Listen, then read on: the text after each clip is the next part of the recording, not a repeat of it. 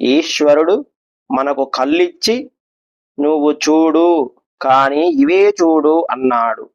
కాని మనం అది తప్ప అన్నీ చూస్తాం. ఈశ్వరుడు చెవులు ఇచ్చి ఇవి విను ఇంకేవి వినకు అన్నాడు. కాని మనం ఏవి వినొద్దన్నాడో అవి వింటున్నాం. ఎన్నో విన్నాం, ఎన్ని పాపాలు చేశాం, ఎన్నిసార్లు చూశాం, ఎంత పాపం నాలుకతో. ఇవి తప్ప ఇంకొకవి తినకు అని అన్నాడు.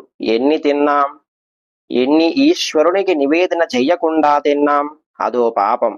ఈ చేత్తో నువ్వు ఏది పడితే అది ముట్టుకోకు అన్నాడు. ఎన్ని ముట్టుకున్నాం, స్పర్శ దోషం, అదో పాపం. ముక్కుతో అన్నీ నువ్వు వాసన చూడకూడదు అని చెప్పాడు. ఎన్ని వాసన చూసేస్తున్నాం, అది ఉచ్ఛిష్టం, ఎంగిలి. ఇప్పుడు ఆ ఎంగిలి ధూపములను ఈశ్వరుడికి పెడుతున్నాడు పట్టుకెళ్ళి. మీ జ్ఞానేంద్రియములతో నువ్వు దాన్ని అనుభవిస్తే అది ఉచ్ఛిష్టం అయిపోతుంది. కాబట్టి మనం పాపం చేస్తున్నామా లేదా? 5 జ్ఞానేంద్రియములతో 5 కర్మేంద్రియములతో పాపములను చేస్తూనే ఉన్నాం మనం. ఈ దశేంద్రియములతో చేసినటువంటి పాపములు ఒక రోజులో లెక్కేస్తే ఎన్ని ఉంటాయో.